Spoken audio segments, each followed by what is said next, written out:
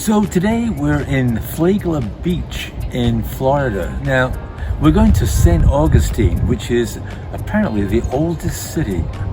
And we don't know what to expect, but we know we're going to have a great time. So come on with us. St. Augustine was settled in 1565. In 1672, the Spanish built Castillo de San Marcos after several wooden forts burned to the ground. It's strange to see the oldest fort in the U.S. surrounded by a modern city. This fort was well built using seashells in the mortar. You can still see them. This is called Coquina, and one side of the fort faces the ocean with a battery of cannons on the roof and a moat around the land side. Why did they need such a heavily guarded fort? Because it was close to the Bahamas, and it was an easy stop for boats coming and going to Europe. Several countries were trying to acquire the riches of the New World: Spain, France, England, Italy, Portugal, and believe it or not, Holland. All of these countries were battling back and forth, trying to assert dominance in the fledgling New World. We got to see the soldiers' quarters,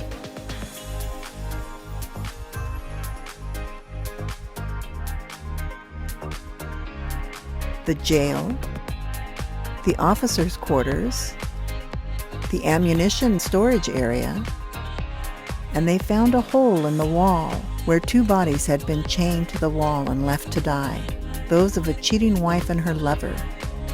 Some of the cannons on the roof were extraordinary. These copper cannons were beautiful and once gleamed in the sunshine.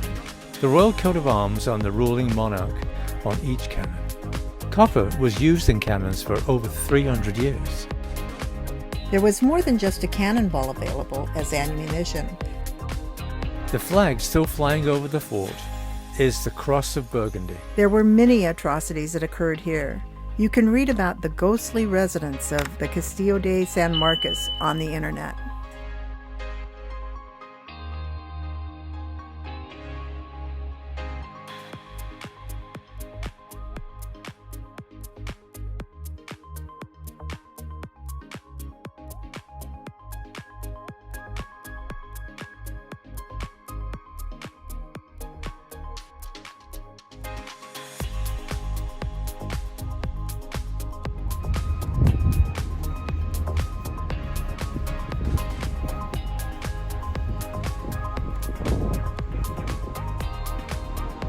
This is the Lightning Museum.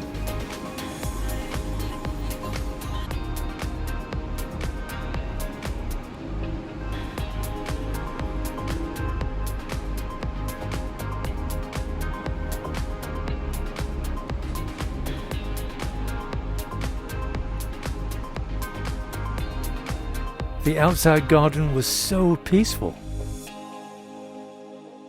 Some of the signs pointing the way to attractions were beautiful.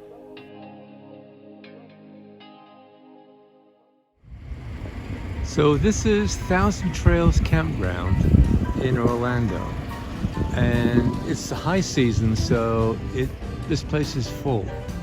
There are 1,100 campsites in this one place. It's huge. It goes on for days. But it's Florida, and it's winter. And there's so much to do here, Disneyland. But I was raised in Orange County, California, so I grew up at Disneyland. There's Epcot Center. Rob and I've been there twice. There's Universal Studios, again. Grew up in Southern California. So we decided to take an airboat ride. We're really excited. Come explore with us.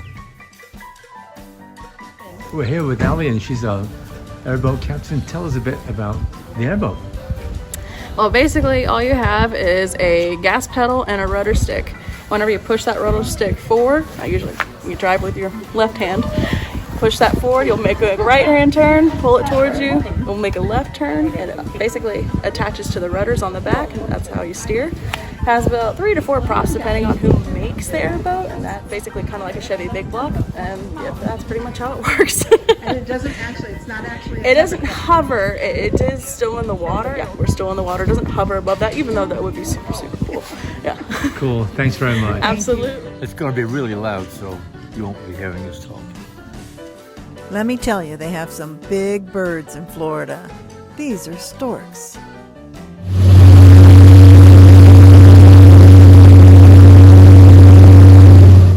Remember now, where there's a puddle, there's an alligator, and here she was.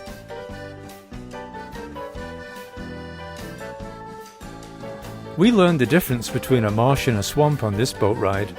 A marsh is a wetland with reeds and grasses, and a swamp is a wetland with trees. Alright, y'all see these little black birds to our right with the red beak? Yeah. Okay, those are called moorhens. They are very dumb. So if I run one over, it's 10 points for me. Okay? Right.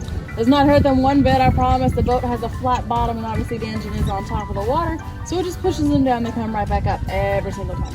It does not matter how many times a day I run through here, they still decide to run in front of the boat. The ones in front of the boat sticking up out of the water and have a teardrop shape to them and have a little yellow flower, those are called yellow water lilies. Whenever we're around this mud looking stuff, you see these roots popping out. Those are where those roots are coming from. Whenever the roots die, they'll raise to the top, creating all those little footing vegetation paths for these animals to hang out on. Whenever I drive around these, always keep your eyes open. You never know what you're going to see. Might be a gator, cool bird, snake, turtle, you just never know.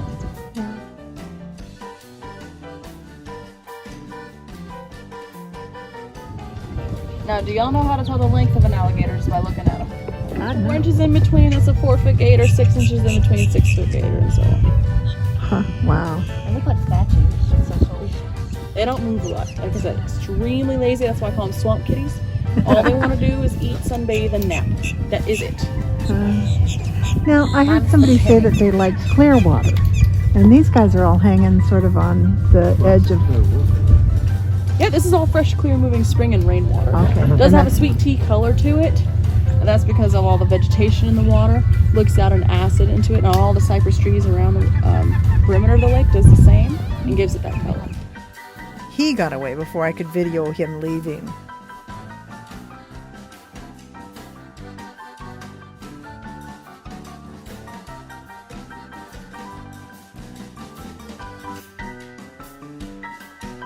Yeah, you can see, if you look closely, you can see both Mama and Daddy are up there. They do make flights and come back to the same nest every year. They'll add to that nest every year because Mama wants refund. Those nests have been known to get upwards in the 1,000-pound range. They get very heavy. The birds scattered when we came too close.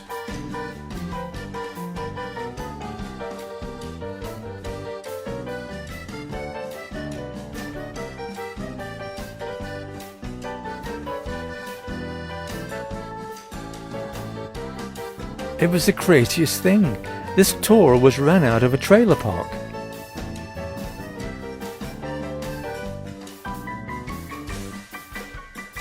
Listen to Allie talk about the sandhill cranes.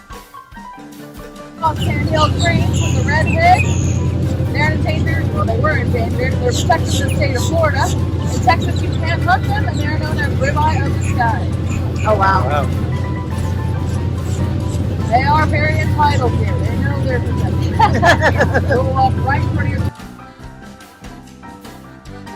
She got a chance to hold an alligator, but some of us enjoyed it more than others. I need somebody to take this. I can take her.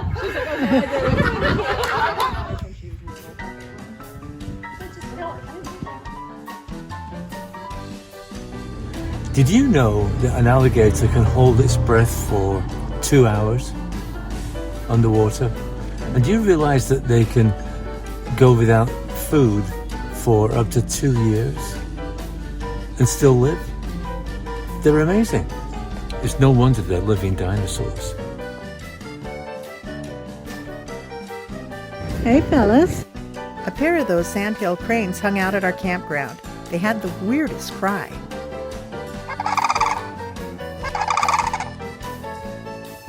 After a great day, what could be better than an even greater ribeye?